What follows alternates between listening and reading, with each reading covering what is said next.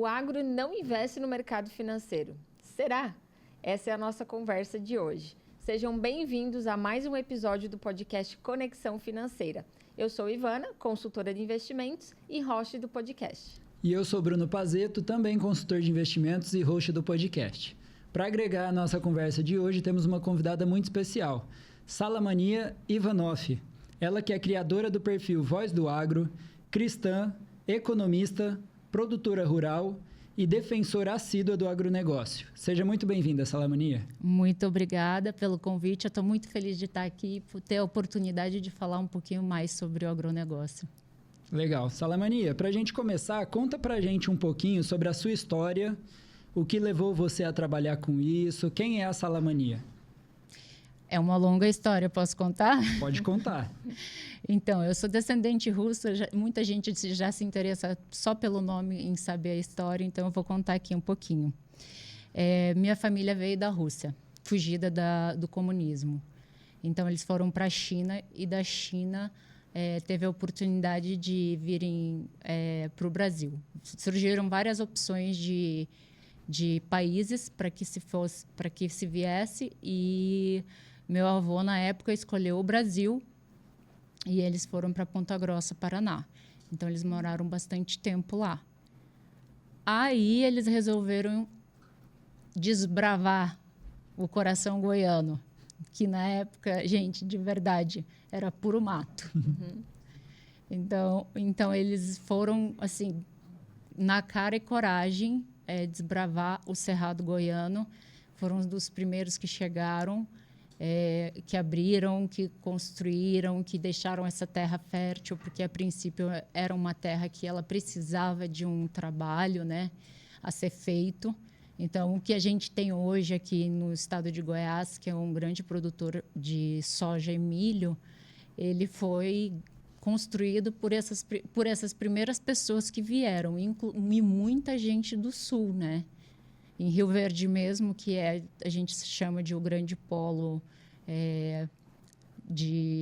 do agro aqui em Goiás, tem muito sulista também. E temos nós, os descendentes russos. Muito legal.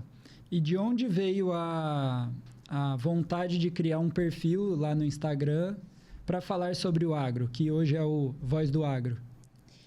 Então, Bruno, eu já morei em várias capitais.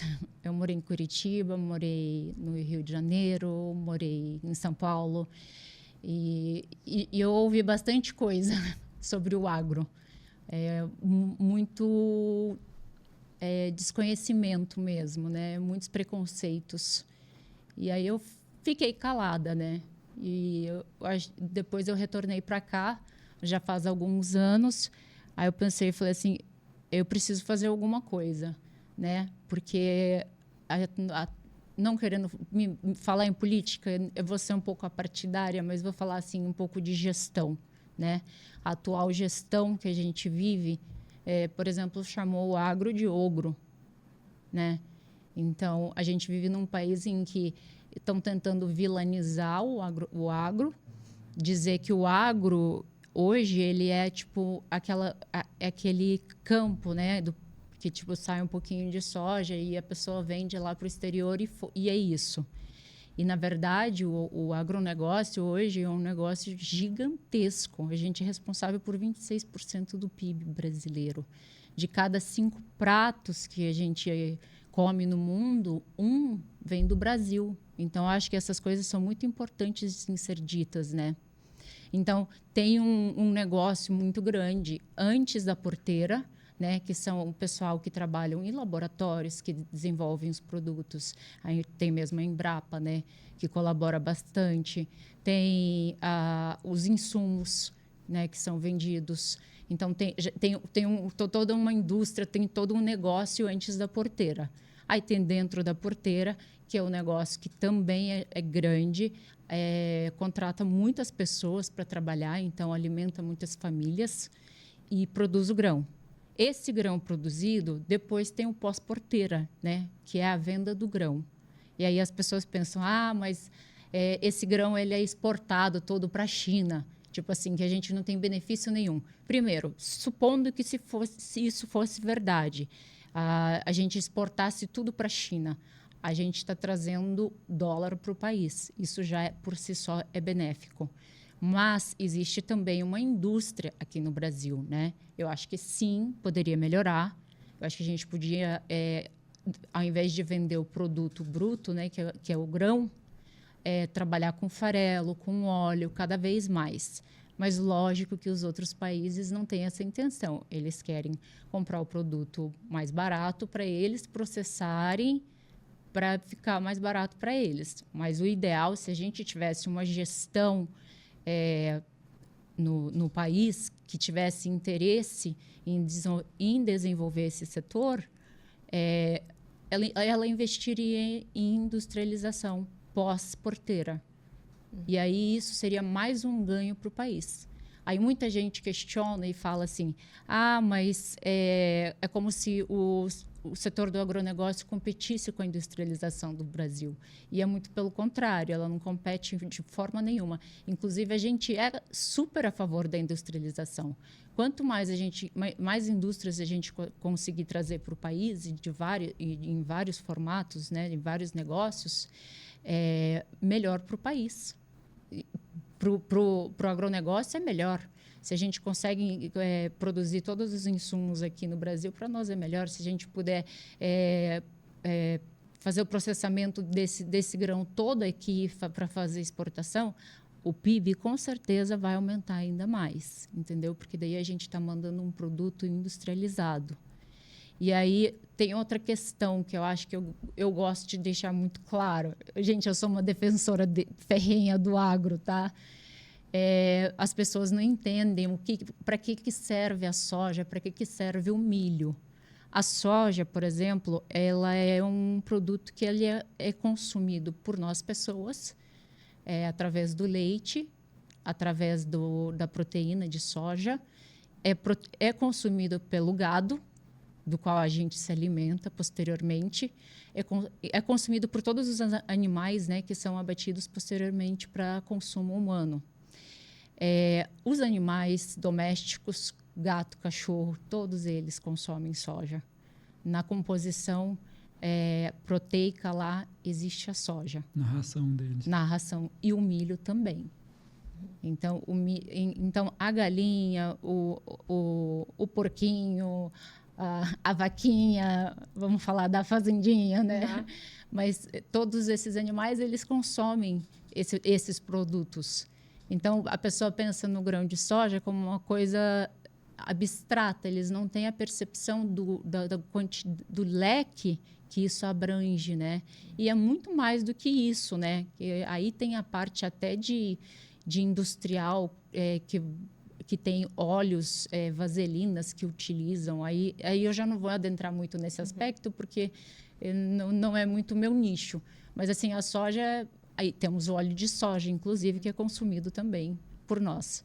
Então, eu acho que com essa fala, né, com todos esses detalhes que você trouxe, o objetivo maior de criar esse perfil foi para dar voz, para que as pessoas conhecessem mais sobre como funciona e sobre como elas, no dia a dia, utilizam as coisas do agro, né, que muitas vezes criticam, mas por não conhecerem. Isso. Exatamente. Inclusive, elas vestem o agro. Elas não só se alimentam pelo agro, elas vestem o agro. E eu vou falar uma coisa aqui que é meio bombástica, tá? Polêmica. Enfim. Eu tenho estudado bastante sobre tecidos, né? Tecidos que vêm do agro. E descobri recentemente, e o produto que é produzido pelo agro, que são produtos todos provindos do agro, né? Então, diferentes tipos de nomes, mas é tudo agro. Uhum. Aí a gente vem falar do poliéster, né? O famoso poliéster barato, produto barato que é vendido no mercado que a gente consome muito lá de fora. O poliéster nada mais do que plástico reciclado. Então, assim, as pessoas consomem assim, em volumes gigantescos o produto do poliéster, né?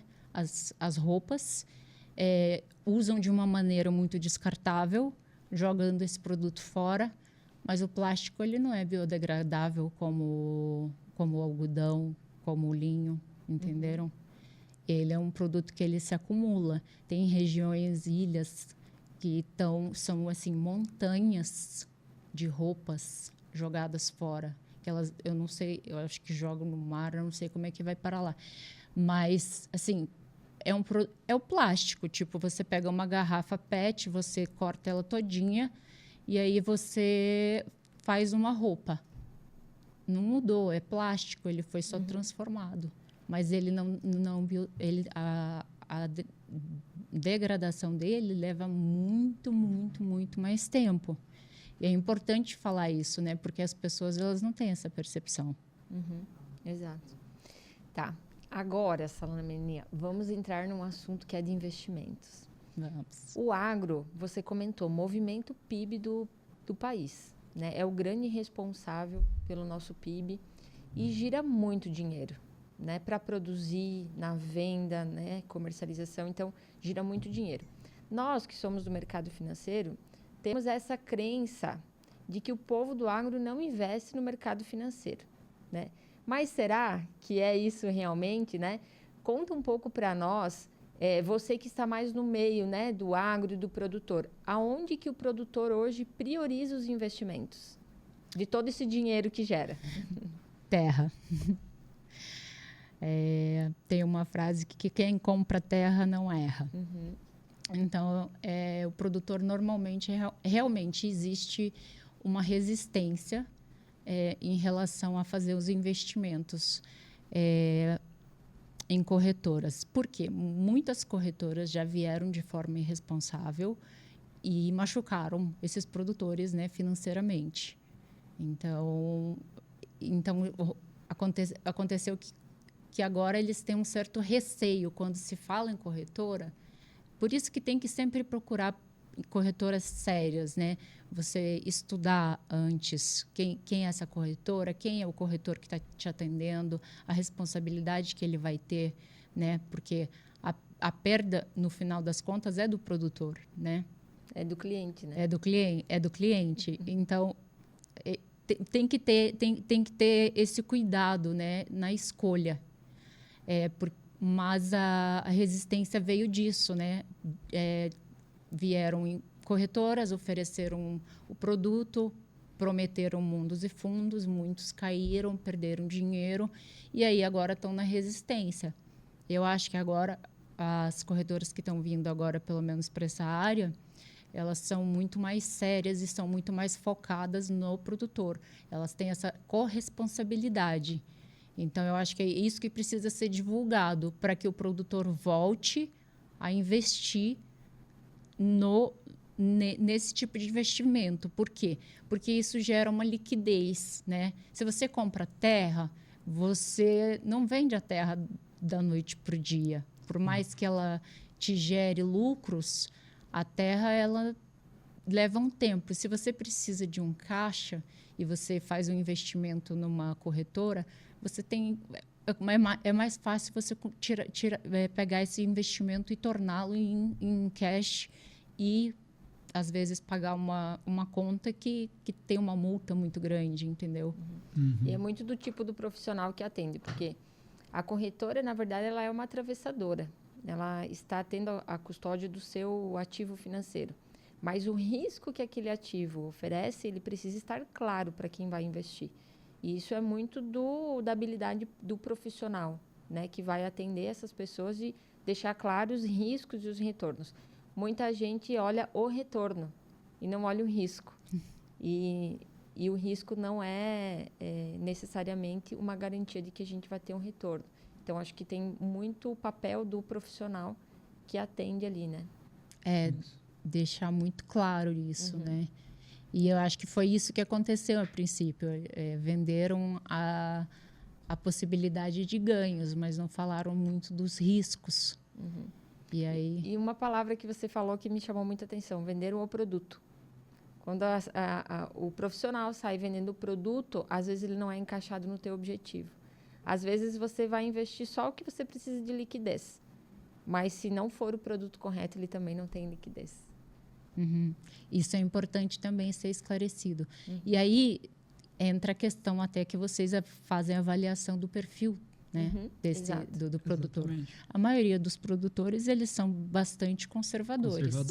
E uma coisa que se empurrou bastante, eu posso falar com propriedade, há um tempo atrás, são o futuro, né? Fazer as especulações. Contrato futuro. Fazer especulação em cima. E assim, você pode ganhar um carro e perder um apartamento. O risco é muito alto. Então, tem que ver se o perfil do cliente ele é um perfil arrojado, se ele é um perfil conservador. E, normalmente, o produtor rural é um pouco mais conservador. Eu acho que o novo pessoal que está vindo, eles são um pouco mais arrojados. Mas eles vêm com esse... Vem, eu acho que de um embate de gerações, de uma geração conservadora para uma geração que é arrojada. Que não necessariamente é melhor também, né? Então, esse perfil arrojado pode acabar trazendo as decisões ruins que fizeram os outros tomarem as decisões que eles estão tomando hoje. Exatamente. Então, talvez um meio termo aí. Né, seja importante frisar para o cliente, ajudar ele nessa decisão. Sim, essa decisão do profissional que vai ajudar é muito importante e até o que a gente reforça diariamente quando a gente vai explicar como funciona a consultoria, por exemplo. Porque você tem diversos profissionais no mercado que conseguem ajudar. Existe lá o gerente do banco, existe o assessor da corretora, existe o consultor que é independente. Se você vai falar com o gerente do banco, ele é contratado por quem? Ele é contratado pelo banco. Ele vai defender os interesses de quem? De quem paga o salário dele, que é o banco. Sim. A mesma coisa costuma acontecer com assessoria. Não é problema do assessor lá da corretora, é problema do modelo que ele está inserido, porque ele é contratado pela corretora para oferecer os produtos da corretora. Ele vai defender os interesses de quem? Muito provavelmente da corretora. Pelo menos é o que a gente vê acontecer. Porque o ganho da corretora é garantido, né? E a corretora vai pagar a comissão para ele. Então, no final, o que paga mais comissão é o que ele vai ser incentivado a oferecer, né? E aí a consultoria vem justamente para quebrar esse conflito de interesse, porque o nosso contrato é com o cliente. O cliente vira para a gente e fala, vou te contratar para você me ajudar. Vou te pagar tanto por mês, que aí... Tem as taxas lá, vou te pagar tanto por mês e você vai me ajudar. Eu tenho conta no Bradesco, você me ajuda lá? Ajudo. De que forma? Ajudando um profissional que entende do mercado financeiro, tem certificações do mercado financeiro, inclusive as mesmas certificações, ou até certificações superiores ao gerente do banco que está atendendo o cliente, e a gente vai, isso aqui que você está oferecendo para o meu cliente não faz sentido não, pode... pegar outra coisa. Eu vi aqui no site do banco que vocês têm esse produto. Pode colocar esse produto e não outro. Então, a gente acaba atuando para quebrar esse conflito de interesse, né? E essa escolha do profissional é muito importante. Caramba, porque vocês não vieram antes? A legislação que prevê o consultor de investimentos é de 2017. Antes de 2017 não existia consultores. E aí, assim, desde então, tinha nenhum. E está crescendo. E quando você olha práticas... No agro, eu tenho certeza que é a mesma coisa. Surge um negócio lá nos Estados Unidos, num país mais desenvolvido, fica um tempão, aí o Brasil, de repente, começa a copiar aquilo lá e vai crescendo aos pouquinhos, só que sempre com um atraso ali, né? Sim. E a consultoria é a mesma coisa. Antigamente, nos Estados Unidos, países desenvolvidos, o modelo era o mesmo que da assessoria, do gerente de banco. Surgiu a consultoria bem antes do que aqui. E aí foi caindo o número de gente atendida por esses profissionais e aumentando o tanto de gente atendida por consultores. E aqui no Brasil, infelizmente, ainda está bem no comecinho dessa curva, porque a profissão é recente, né? Mas excelente para vocês. Estamos buscando evoluir o mercado aí. Exato. É justamente com relação a isso, né? Buscar o melhor profissional. E não só na consultoria, mas em tudo, né? Não só para os investimentos, mas... para o agro, você vai procurar vai comprar insumos para fazendas, você vai procurar o melhor insumo, né? Vai pesquisar nas empresas Isso é bem importante, né? Sabe uma coisa que eu gostaria? Eu tive uma conversa breve com a Ivana. Eu gostaria que ela me contasse da onde que veio a Portfel, a quem vocês estão ligados, porque eu acho que isso é importante. Tem muita gente que fala, mas eu não conheço essa empresa, como é que eu posso confiar? Se você puder, por favor. Sim, para quem está ouvindo também, né, os seus seguidores do Instagram, eu acho que é bem importante. A Portfel, ela hoje é a maior consultoria financeira que tem no Brasil. Nós estamos ligados ao Grupo Primo. Fizemos parte do Grupo Primo. Então, vejam, né, seguidores da Sala Mania, estamos no Grupo Primo. Ela brilhou os olhos quando eu falei para ela. É uma galera que eu acompanho, já conheço e confio. Então, a gente tem esse papel muito de levar a educação financeira. Então, nós trabalhamos com a parte técnica toda, temos todos os especialistas, o know-how, nós somos especialistas na área de investimentos, mas nós trabalhamos com seguro, com o planejamento da sucessão. Nós temos uma gama de serviços dentro da consultoria, mas a gente tem esse papel também de levar a educação, mostrar as diferenças, porque o ecossistema do Grupo Primo ele é muito forte em educação financeira, que vem do Thiago, que vem do Perino. Surgiu com educação, né, o Grupo Primo, com cursos de finanças, investimentos, etc. Então, faz parte, sim, do nosso papel levar essa educação financeira, digamos assim.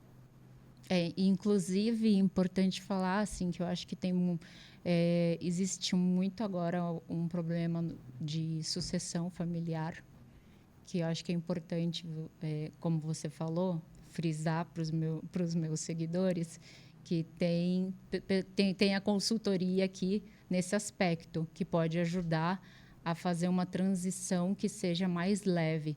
E a gente sabe que em algum momento ela acontece, quer queira ou não. Ela pode ser da maneira mais difícil ou da maneira mais fácil possível, né? Mais organizada. Né? Fácil não existe, né? nesse aspecto, mas mais organizada possível. Então, depois vocês peguem os contatos. Eu até vou antecipar, está aqui na nossa lista de conversa, tá? Porque, assim, nós temos alguns indicadores que mostram que você pode deixar até 20% do seu patrimônio em impostos, caso você não planeje a sucessão da maneira correta. E planejar é muito de entender o seu contexto. Não é uma receita que vai funcionar para todo mundo. Depende do patrimônio, depende da condição familiar, né? E isso, de fato, vai acontecer, como você disse. Então, tem formas de você evitar atrito, deixar isso tudo organizado e pagar os impostos devidos, não mais do que isso. Dá para deixar isso tudo organizado. Você acha que no círculo hoje, né, do agronegócio, desses produtores, eles têm essa noção de que, se não organizar, uma parte do patrimônio fica para o governo? Eles têm essa noção, mas, ao mesmo tempo, eles não têm a solução. Eles buscam pela solução, né? Então, eu acho que eu achei importante frisar sobre esse assunto por isso. Porque existe uma busca, uma necessidade, mas, ao mesmo tempo, assim, mas como fazer? Porque também a gente está enfrentando uma gestão hoje, né, que quanto mais imposto puder tirar, e assim, devido e indevido, o devido, eu acho que é devido, ponto.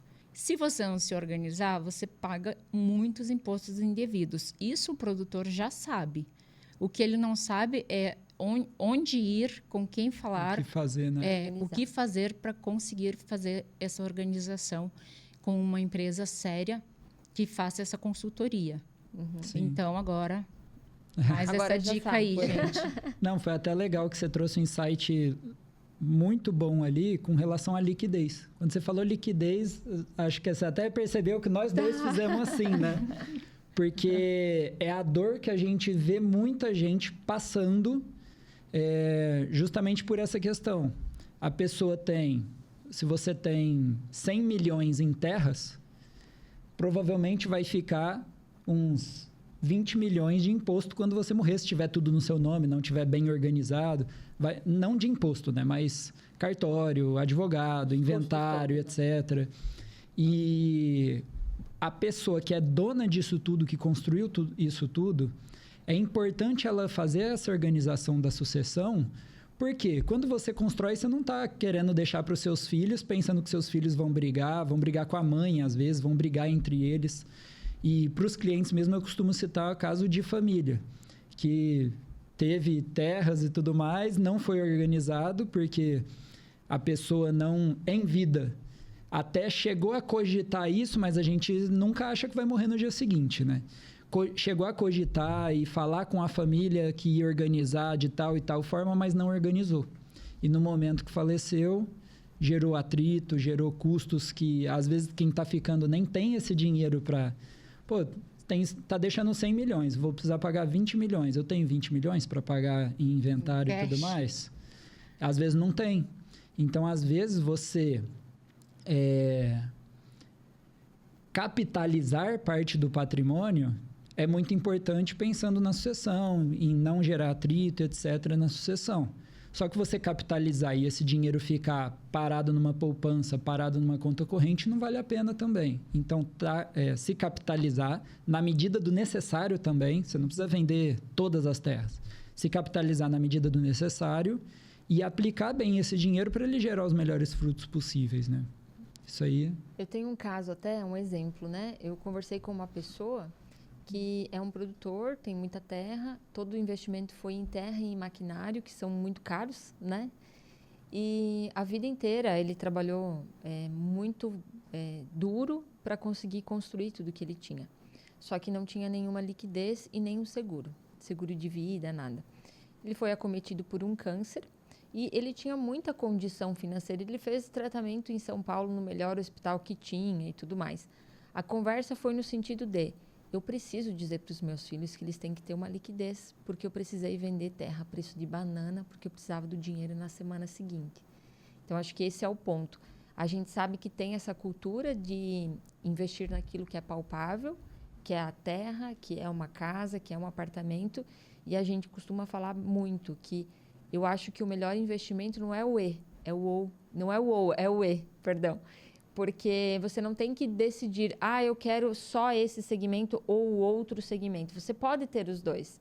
Então, é importante você trabalhar. A terra vem do sustento, não se discute. Agora, o investimento, a alavancagem dessa família, ela pode ser com outras terras, pode ser com apartamento e também com ativos financeiros. E aí entra na próxima pergunta aqui. Porque eu vivencio muitos produtores que têm créditos facilitados nos bancos, nas cooperativas, né? Sim. Então, principalmente nas cooperativas. E aí, a impressão que dá é que quando se tem um dinheiro, bom, esse banco, essa cooperativa já me deu crédito. Nada mais justo do que esse dinheiro fique nesse lugar. Uhum. Mesmo que não seja a melhor rentabilidade para o dinheiro.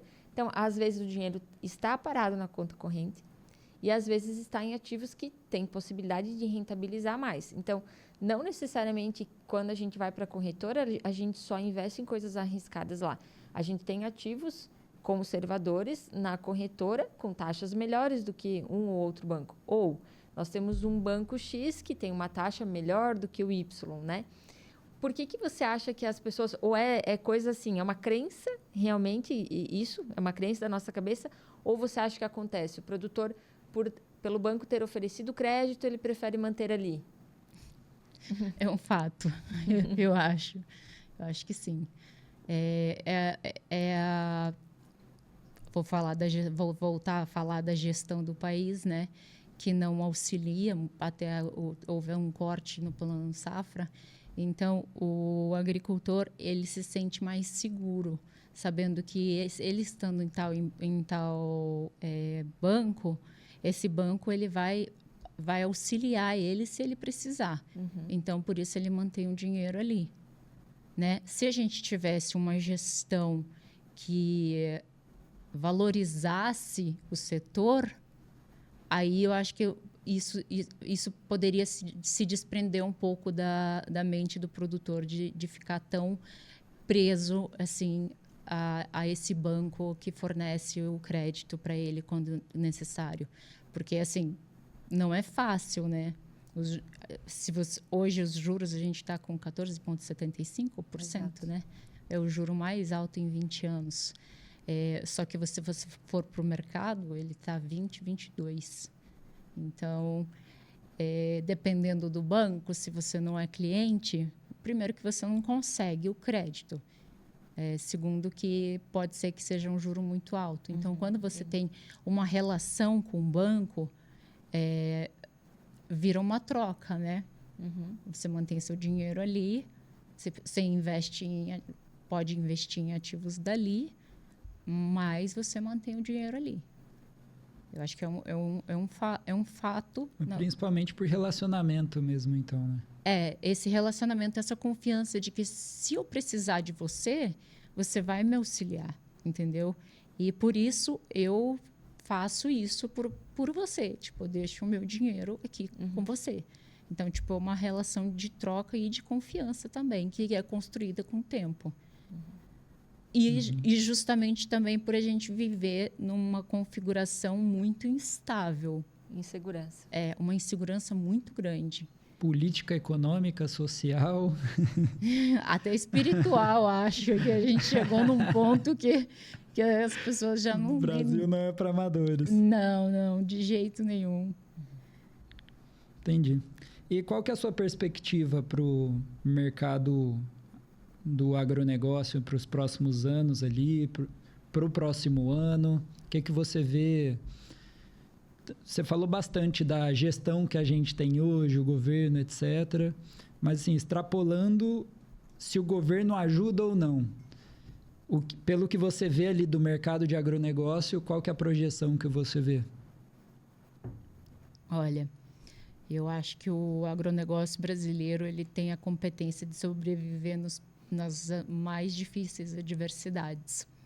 Eu confio que a gente vai conseguir ano que vem, 2027 talvez, mas se a gente continuar com uma má gestão, isso vai começar já vai prejudicar alguns produtores, já está prejudicando alguns produtores, pequenos produtores, principalmente Rio Grande do Sul. Mato Grosso só tem grande produtor, então eles têm esse caixa para gerar um ano para o outro. Mas tem muito produtor que é pequeno produtor. Prejudica, na verdade, o pequeno produtor. Eles acham que já ouvi falar assim de pessoas que têm desconhecimento, inclusive essa razão de eu falar tanto do ser a voz do agro, por ouvir pessoas que desconhecem, mas assim, eles acham, mas tem que mesmo tirar o plano safra, como se o plano safra fosse um benefício dado ao produtor rural. E, na verdade, é um empréstimo. É um empréstimo com um jurinho um pouquinho menor do que o praticado no mercado, para que o produtor consiga se sustentar. Principalmente quem depende disso é o pequeno produtor. O grande produtor, ele tem a liquidez dele. Ele tem o caixa, mas o pequeno produtor não. Ele gira um ano para o outro. Então, eu acho que vai ter quebra, sim. Acho que esse ano tem a chance da gente reduzir a área de produção. Acho que muita gente vai deixar de produzir. Muita gente vai deixar de investir em alguns insumos. Então, vai ser tipo assim... Se a gente teve uma produtividade excelente esse ano que vem pode esperar que ela não vai vir dessa maneira. Vai enxugando vai ali, né? reduzir a quantidade de terras e vai reduzir a quantidade de investimento em insumos para que você tenha uma boa colheita. Então, e aí a gente está falando assim de um problema que a gente tem mundial, que a gente tem baixos estoques. Eles não falam isso. Esse número ele é maquiado, ele é esquecido, ele não é falado. Mas se a gente pensar a nível mundial, a gente tem um baixo estoque alimentar. Aí a gente vê várias situações acontecendo: Índia, Paquistão, Rússia, Ucrânia, Israel com Iêmen. Aí você pensa... Estados Unidos ali se juntando à Ucrânia. A gente está num período muito instável. Se estoura uma guerra, vamos falar, na pior das hipóteses, a gente não tem alimento. Então, eu acho que a gente precisa melhorar essa gestão aí, pensando no futuro das pessoas, né? Essas pessoas que defendem, que falam que tem que tirar o plano safra, que é como se fosse um benefício dado ao produtor, por isso que o produtor é rico, entre aspas, né? Porque a grande maioria trabalha um ano inteiro para tirar uma fatia só. E no ano seguinte ele gira, porque o investimento na produção agrícola é muito alta. Sim. Isso que as pessoas não enxergam. O pessoal acha que é só comprar semente e jogar lá na terra, né? E vai. Mas tem trator, tem máquina, tem tudo, né? Gente, hoje, fertilizante. Até os maquinários, você tem que contratar pessoas competentes, porque não é qualquer pessoa que senta e consegue dirigir um maquinário daqueles. E hoje a gente está falando de agricultura de precisão, que reduz o custo um pouquinho, mas se você não colocar um cara competente trabalhando ali, você não consegue esse resultado. E outra, a gente está tendo um problema sério de falta de trabalho, falta de mão de obra. As pessoas falam como? Como? Porque tem gente que está preferindo ficar em casa ganhando benefício do governo do que trabalhar, do que se especializar, do que crescer, que eles acham que aquilo é o suficiente para eles. Quando, na realidade, eu acho que existe existe uma linha, assim, uma parcela da população que não enxerga que se ela se preparar, se ela crescer, ela tem grande potencial de sentar num maquinário desses e ter um salário excelente. Ganhar 5, 6, 10 vezes mais do que está ganhando. Exatamente. Só que ela precisa investir nela mesma. Já que a gente está falando de investimento, a gente precisa primeiro investir em nós como seres humanos também.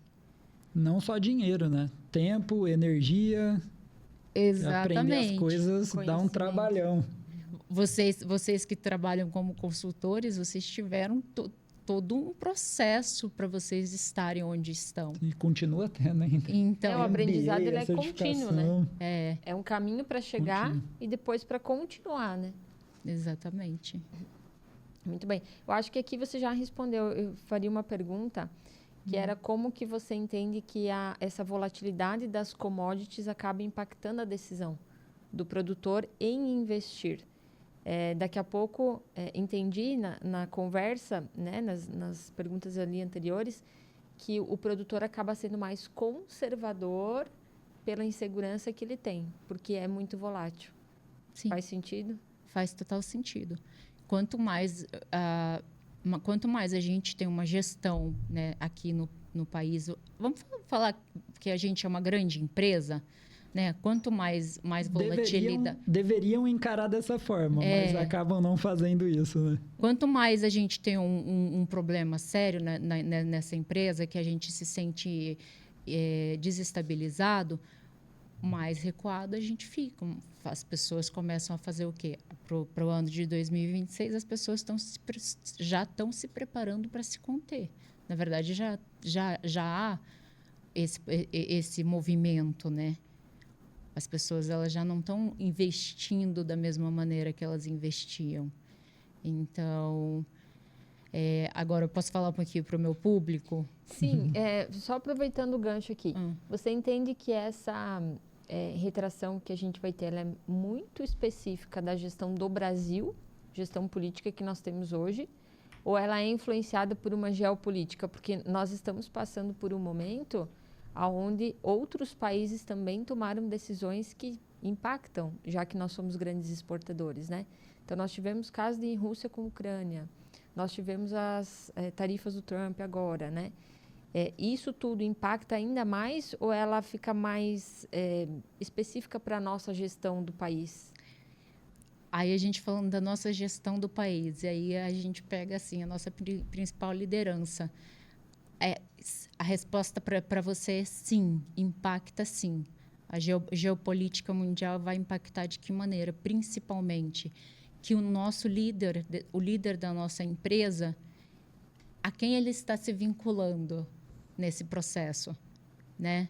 Ele está se vinculando a pessoas que a gente confia que vão trazer estabilidade para nós, ou ele está se vinculando a pessoas que são um risco para nós, né?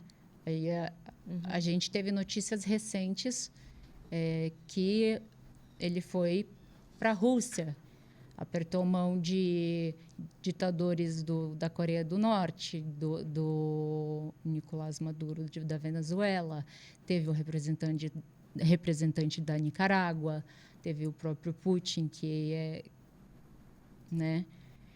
Enfim, aí isso eu acho que afeta também. Isso eu acho que é uma preocupação não só nossa aqui, mas geral. Como que geopoliticamente as coisas estão se reconfigurando? Porque a gente tinha uma configuração que trazia uma certa estabilidade para o nosso país e essa configuração está mudando. Ela está sendo transformada. Então, há uma instabilidade. Eu acho que é uma instabilidade geral. Mas, acima de tudo, gente, vamos acreditar em Deus, né? Acreditar, senão a gente vai ficar triste aqui, falar assim, ai meu Deus do céu. Não, eu creio muito em Deus, eu acredito que existe um propósito para tudo isso e que, de alguma maneira, a gente vai conseguir transpor isso da melhor maneira possível e voltar a crescer. O Brasil merece, o Brasil é um país extremamente rico. Nós temos áreas chamadas de terras raras, que são terras que possuem muito nióbio, grafeno. Para vocês terem uma noção, a gente detém 97% de nióbio do mundo. O Canadá tem 2%. O Canadá, com os 2% deles, eles transformaram o país. O restante está espalhado no mundo, né? E a gente detém 97%. Eu acho que a grande maioria está no Araxá. Acho que tem um pouco em Catalão. Então, está se encontrando. Araxá, assim. Minas Gerais, né? Minas Gerais. E aí, se a gente detém 97%, a gente deveria ser a Suíça do mundo. Pensa, eu estou falando só do nióbio. E aí a gente tem o grafeno, a gente tem os minérios. No Amazonas, a gente tem coisas que a gente brasileiro não tem nem noção, mas tem empresas norueguesas lá dentro extraindo minérios e sem um devido cuidado e acusando o Brasil de ser um país que não cuida da parte da preservação ambiental.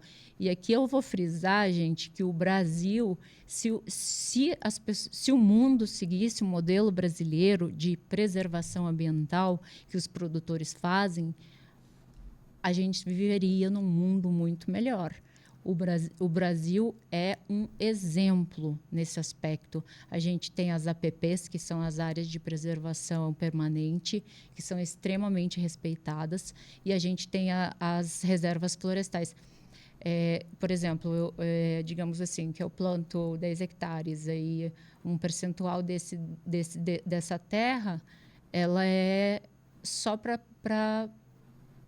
preservação mesmo. Então, eu planto e eu sou responsável para manter essa mata intacta, né? Então, isso eu estou falando assim, não vou falar em percentuais porque cada estado varia. Eu acho que na Amazônia é até 80%. Caraca. Você planta 20% e você é responsável por 80% do que acontece naquela área, entendeu? E, enfim, aí vamos falar do ITR. O ITR ele vem sobre a área inteira. Sim. Então, além de você não ter benefício nenhum, eu falo assim, financeiro, de você estar... Não é uma área produtiva para vocês? Exatamente. Você ainda tem um custo para mantê-la. Então, gente, o brasileiro merece palmas, assim, de verdade, nesse aspecto. Você falou do ITR, eu lembrei até um post que eu vi recentemente sobre carro. O carro, quase metade do valor do carro é imposto. E aí, quando a gente vai pagar o IPVA, é sobre o valor do carro com os impostos. Então, você paga imposto sobre o imposto. O Brasil funciona assim. Eles tentam tirar imposto de tudo que é lado. E quando não tira imposto, aí eles colocam taxas, né, para diminuir os ganhos do INSS, por exemplo, né, que é uma situação que a gente está vivenciando. É um escândalo gigantesco você tirar dinheiro de idoso. E, assim, principalmente dos mais vulneráveis, aqueles que tiveram menos acesso à educação, as pessoas que têm algum tipo são especiais de alguma maneira. Então, eles focaram principalmente nessas pessoas, além de trazer venezuelanos, cadastrar eles e mandar um percentual para eles e ficar com o restante. É muito absurdo isso. E as pessoas agem como se fosse, tá tudo bem. O brasileiro assiste como se fosse uma novela, né? Como se não estivesse influenciando em nada a vida deles. E é só, o negócio está acontecendo em outro lugar, com outra pessoa, não tenho nada a ver com isso. Tipo, como se isso não fosse impactar a vida da pessoa. Eu infelizmente, não tenho avós. Mas pensa, seu avô está sendo prejudicado, sua avó está sendo prejudicada, e você acha tranquilo? Você está ali de boa? Tipo, como? Então, assim, que gestão é essa de país? A gente merece uma gestão assim que quando eu estava vindo de carro para cá, eu fiquei pensando assim, em tratar como uma empresa, né? Então, uma empresa, ela tem vários departamentos. E aí você precisa de um gestor muito competente, realmente competente. Mas esse cara, ele é competente na gestão. E aí o que ele vai fazer? Ele vai contratar pessoas melhores do que ele em cada departamento. Em cada área, né? E aí ele vai supervisionar. Aonde ele vê que pode ter risco, aí ele vai blindar. Esse é o gestor de verdade, né, de uma empresa. Isso que a gente espera. E não centralização de poder, né? Ele delega, ele coloca gente mais competente que ele nessas áreas. E aí é assim que o Brasil cresce e é assim que qualquer empresa cresce. Se você faz o oposto, você põe um gestor que só está preocupado em colocar os amiguinhos de escola dele, essas pessoas não têm competência. E a gente está vendo claramente em que isso está resultando. Então, é isso, né? Atualmente é essa realidade que a gente vive, infelizmente, que ela mude muito em breve. Esperamos que mude para uma gestão mais eficiente, né? A gente sofre, o agro sofre, a economia, né? O país, nós como pessoa física, né? A inflação é complicada. Sim. Perfeito. Salamania, estamos chegando à nossa hora aqui. Agradeço demais a participação, tá? Tivemos vários insights muito legais aqui. Você acha que ficou faltando alguma coisa aqui? Alguma coisa que você gostaria de acrescentar? Eu te cortei antes, você ia falar alguma coisa, eu fiz uma pergunta, né? Então, fica à vontade. Não, eu quis falar justamente dessa questão da gestão, né? Da gente tratar o país como uma empresa com vários departamentos. E a gente contratar pessoas que são mais competentes. E o que a gente está vendo é justamente o contrário. Estão colocando pessoas extremamente incompetentes que a gente sabe que não vai funcionar.